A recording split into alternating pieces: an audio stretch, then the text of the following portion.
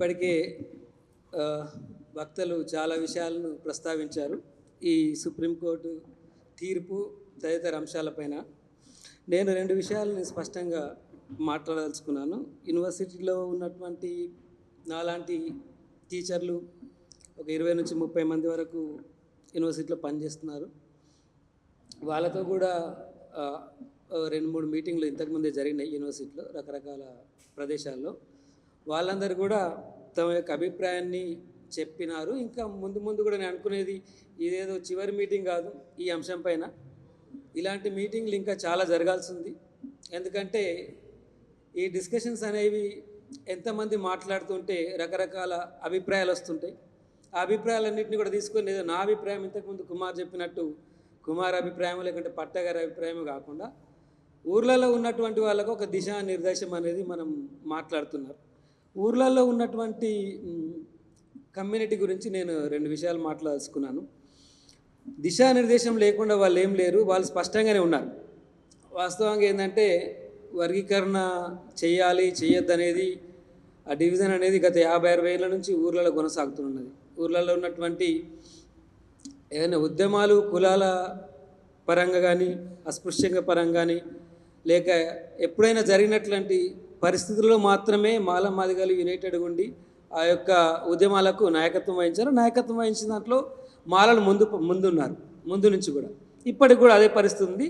అది కొంతమంది జీర్ణించుకోలేకపోతున్నారు. కాబట్టి ఇప్పుడు జరుగుతున్నటువంటి దండయాత్ర మాలల పైన ఒకే వర్గం నుంచి కాదు, కులాల వైపు నుంచి, సమాజం వైపు నుంచి మొత్తంగా ఒక మాలలను అనేది ఒక కార్నర్గా చేసేసి వీళ్ళు సమాజంలో ఉన్నటువంటి రిజర్వేషన్ ఫలితాలను పొంది అత్యున్నంగా ఎదిగిపోయారు సమాజంలో. మిగతా వాళ్ళకి ఎవరికి అందనంత ఎత్తు ఉన్నది అనేది ఒక నెగటివ్ అభిప్రాయాన్ని వాళ్ళు ప్రజెంట్ చేస్తారు. కాబట్టి మనం కూడా దానికి కార్నర్ అయిపోయి భయపడి మాట్లాడకుండా ఉండడం వల్లనే ఈ పరిస్థితి ఇంతవరకు వచ్చింది. కాబట్టి ఇప్పటికైనా మన వైపు నుంచి ఇప్పుడు రకరకాల మేధావులు మాదిగ కులం నుంచి కానీ మాదిగ అనుబంధ కులాల నుంచి కానీ మాట్లాడుతున్నటువంటి భాష చాలా అభ్యంతరకరంగా ఉంది. ఒక అంటాడు దుబ్బి తిన్నాడు అంటాడు, ఒక ఇంటలెక్చువల్ అంటాడు, యువ సాహిత్యవేత్త. ఆ సాహిత్యవేత్త మరి ఎట్లా వాడొచ్చిందో నాకు అర్థం కాదు. కానీ ఇలాంటి ఒక అన్పార్లమెంటరీ వర్డ్స్ ఒక కమ్యూనిటీ పట్ల వాడడం అనేది అది మందకృష్ణ కావచ్చు, ఇంకొకటి కావచ్చు, అది మనం టాలరేట్ చేస్తే కరెక్ట్ కాదు. ఇప్పటికైనా కూడా ఇన్ని రోజులు సరే సమాజంలో కార్నర్ అయినాం నిజంగానే అనుకున్నాం. కానీ గత 40 ఏళ్ళ నుంచి తీసుకున్నటువంటి ఏ అంశంలో అయినా ప్రభుత్వ ఉద్యోగాలు కానీ ప్రభుత్వ పథకాలలో కానీ బెనిఫిషియర్స్ ఎవరనేది తీసుకుంటే డెఫినెట్గా మాలల్లో 70-80 వరకు మాల కులం నుంచి ఊర్లలో చదువుకున్నారు, ఉద్యోగాలకు వచ్చారు, సిటీ వరకు కూడా చేరుకున్నారు. కాబట్టి వారి పిల్లలు ఇప్పుడైనా 2nd, 3rd జనరేషన్లో ఉండొచ్చు. కానీ ఊర్లలో ఉన్నటువంటి 99% మంది మాలలు ఇంకా అదే కుల వ్యవస్థలో మగ్గుతున్నారు, అదే వివక్షకు గురవుతున్నారు, అదే వ్యవసాయము అనుబంధ కుల వృత్తులు చేసుకుంటూ బతుకుతున్నారు. కాబట్టి మనకున్నటువంటి ఒక 1% మాలల్ని హైదరాబాద్లో లేకుంటే జిల్లా హెడ్-క్వార్టర్లో ఉండి వాళ్ళని చూపించి మిగతా మొత్తం మాల కమ్యూనిటీ అభివృద్ధి చెందింది వీళ్ళే తీసుకుంటున్నారంటే ఇది నిర్ద్వందంగా మనం తోసిపుచ్చాల్సిందే. అందుకనే సుప్రీంకోర్టు స్పందించినటువంటి మనం క్రీమీ లేయర్ని కూడా మనం ముట్టాల్సిన అవసరం లేదు. ఎందుకంటే క్రీమీ లేయర్ అనేది మనకు సంబంధించిన అంశం కాదు, మనకు వర్తించదు కూడా.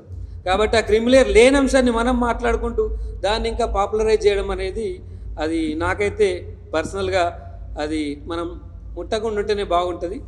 రెండో విషయం, ఇప్పుడు ఇన్ని రోజులుగా తీసుకున్నటువంటి ఈ ఉద్యమము ఈ సుప్రీంకోర్టు ఇచ్చినటువంటి తీర్పు అనేది నిజంగానే ఇంతకుముందు వక్తలందరూ చెప్పినట్టు రాజకీయ కుట్ర కోణాలు దాగున్నవే. ఎప్పుడైతే తెలంగాణకు ఒక ముఖ్యమంత్రి ప్రధానమంత్రి హోదాలో ఒక వ్యక్తి ఒక కుల సమూహ మీటింగ్కి వచ్చి ఆ కుల సమూహ మీటింగ్లోనే నిర్ద్వందంగా నేను మా పార్టీ తరఫున మీకు సపోర్ట్ చేయిస్తాననే ఒక హామీ ఇవ్వడం ద్వారానే ఈ ప్రాసెస్ అంతా జరిగింది. సరే వాళ్ళు వెనకాల మాట్లాడిరా ముందు మాట్లాడిరా వీళ్ళు పోయి కాళ్ళు మొక్కారా ఇంకొకళ్ళ కాళ్ళు మొక్కారా మనకు సంబంధం లేదు. కాకపోతే ఇదొక కమ్యూనిటీ. ఇప్పుడు మనమేది తెలంగాణకు లిమిట్ అయి మాట్లాడుతున్నాం.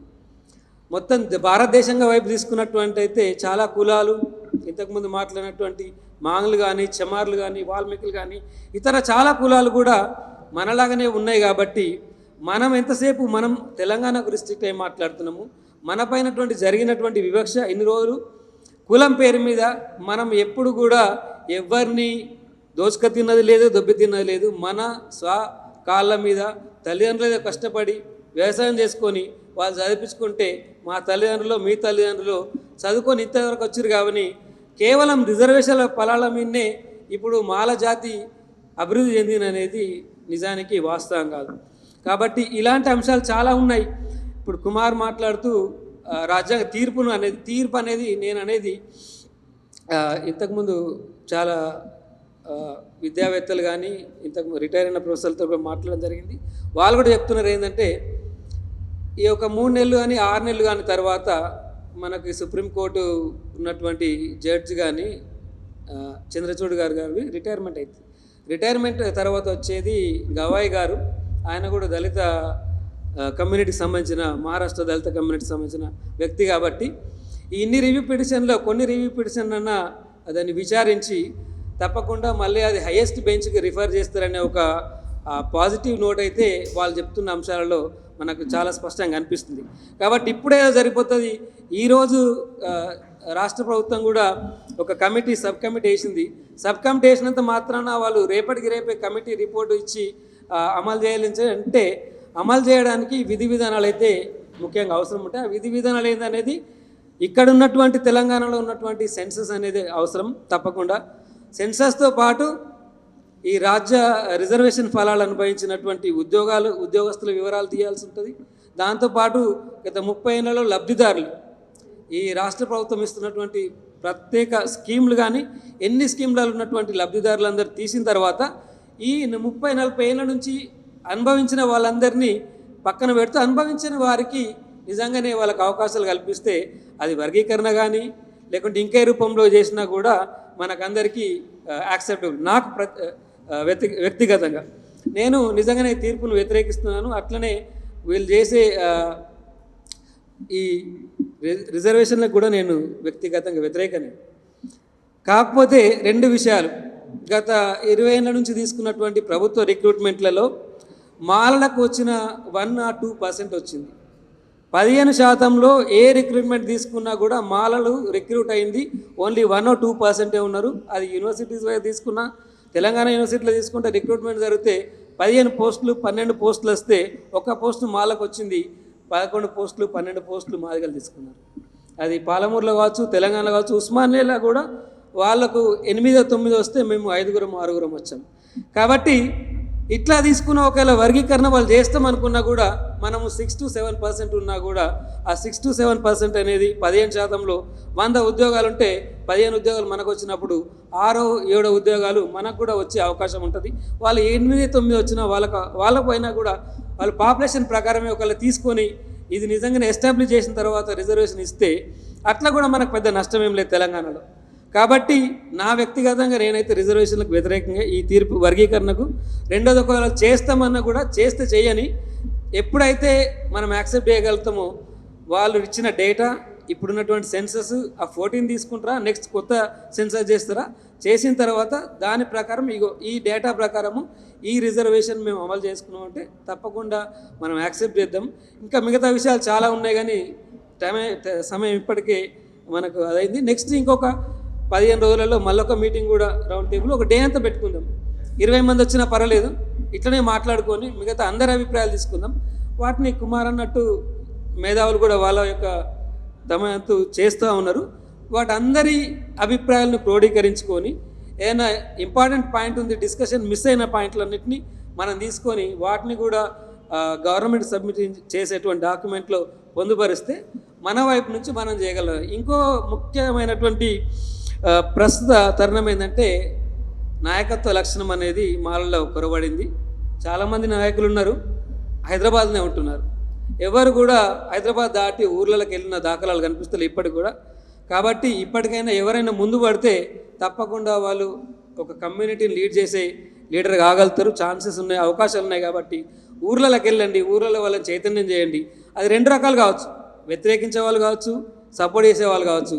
వాళ్ళందరినీ ఒక ఏకతాటిపై తీసుకొచ్చి ఒక కమ్యూనిటీని ఆర్గనైజ్ లేకపోవడం అనేది నిన్న మొన్నటువంటి మన గోపీనాథ్ సార్ గారు కూడా మహబూబ్నగర్లో మాట్లాడుతూ వివేక్ వెంకటస్వామి కూడా మాట్లాడినప్పుడు మనకు విజిబిలిటీ లేదు, కమ్యూనిటీకి స్ట్రెంగ్త్ ఉంది కానీ దాని విజిబిలిటీ మనం చేయట్లేదు. కాబట్టి ఇప్పటికైనా ఆ విజిబిలిటీ తీసుకురావడానికి ఒక్కోళ్ళు ఇద్దరు లీడర్లు నిరంతరంగా పనిచేస్తే వాళ్ళు లీడర్గా ఎదిగే అది ఉంటుంది.